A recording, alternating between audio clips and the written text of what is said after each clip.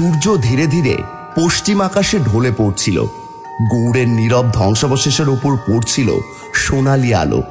একসময় যে দেয়ালগুলো সেনাদের পদধ্বনি ও রাজকীয় আদেশে গমগম করত, আজ সেখানে শুধুই নীরবতা।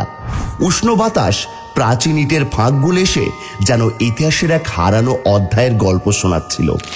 দূরের কোনো একটি মসজিদের মিনার থেকে ভেসে আসছিল আজানের সুর, অস্পষ্ট কিন্তু হারিয়ে যাওয়া প্রতিধ্বনির মতো, যা কখনোই পুরোপুরি হারিয়ে যায় না।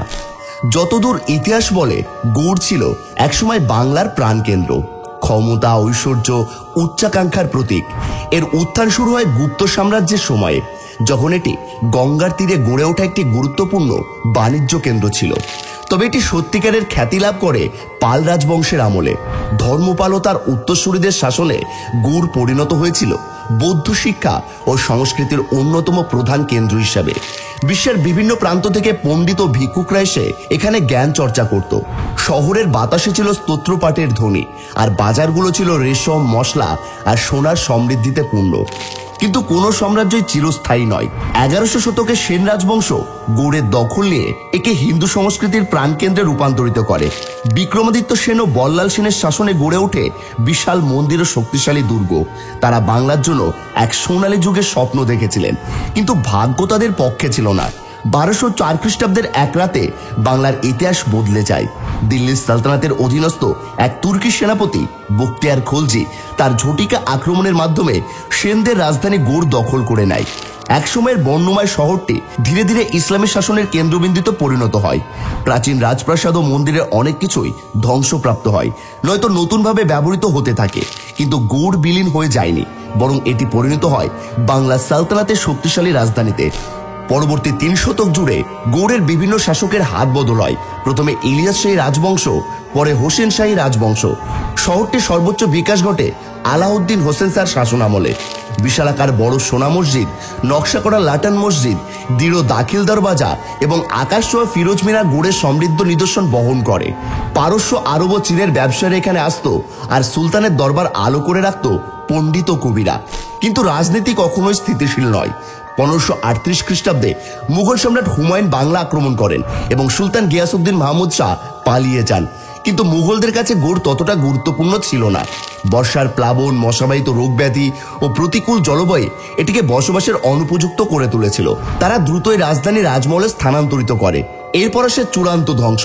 16শো শতকের শেষের দিকে প্রবল ম্যালেরিয়া, মহামারী, প্লাবন ও জলবায়ুর বৈরী আচরণ গৌড়কে একেবারে জনশূন্য করে তোলে। একসময়ের গমগমে রাস্তাগুলো ফাঁকা হয়ে যায়, মানুষ ঘরবাড়ি ছেড়ে অন্যত্র চলে যায়। প্রাসাদ, মসজিদ, দুর্গ সবই প্রকৃতির কবলে পড়ে ধ্বংসপ্রাপ্ত হতে থাকে। কিন্তু গৌড়ের পতনের পরপরই তার জায়গা নিতে উঠে আসে পান্ডুয়া। গৌড় থেকে মাত্র 30 কিলোমিটার উত্তরে অবস্থিত এক নতুন প্রশাসনিক কেন্দ্র। 14শো শতকে ইলিয়াস শাহী রাজবংশের প্রতিষ্ঠাতা শামসুদ্দিন ইলিয়াস শাহ এটিকে নতুন রাজধানী করেন। এখানে গড়ে ওঠে স্থাপত্যের বিষয়, যার মধ্যে অন্যতম আদিনা মসজিদ, উপমহাদেশের বৃহত্তম মসজিদগুলির একটি। কিন্তু পান্ডুয়ার ইতিহাসও দীর্ঘস্থায়ী নয়। 16শো শতকে মুঘলরা বাংলার পূর্ণ নিয়ন্ত্রণ নিলে পান্ডুয়া পরিত্যক্ত হয়। গৌড়ের মতোই ইতিহাসের অতল গহ্বরে হারিয়ে যায়। আজ এই দুই নগরীর খুবই সামান্যই অবশিষ্ট আছে।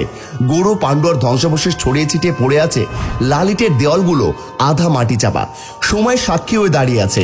পর্যটকরা ঘুরে বেড়ান সেই নীরব পথ ধরে, কল্পনা করেন এক হারিয়ে যাওয়া গৌরবময় নগরীর কথা।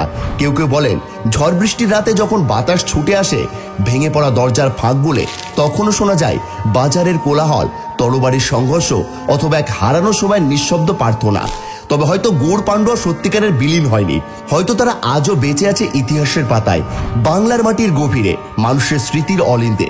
তারা মনে করিয়ে দেয় কোনো নগরী চিরকাল টিকে থাকে না। যত বড়ই হোক, যত শক্তিশালী হোক, সময়ের করাল গ্রাস একদিন না একদিন তাকে গ্রাস করবেই।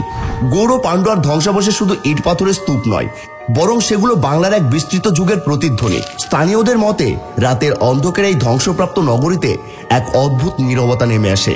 প্রবীণরা বলেন, কিছু কিছু রাতে তারা শুনতে পান ঘোড়ার পায়ের শব্দ, দূরে কোথাও ভেসে আসে যুদ্ধের হাঁক ডাক, মসজিদে নামাজের আহ্বান কিংবা মন্দিরের ঘণ্টার ধ্বনি। এগুলো নিছক কল্পনা নাকি সত্যি কোনো অতীতের প্রতিধ্বনি তা কিন্তু কেউ জানে না। গৌড় এবং পান্ডুয়া আজ তারা কেবলই পর্যটকদের আকর্ষণের কেন্দ্রবিন্দু, ইতিহাসবিদদের গবেষণার বিষয়।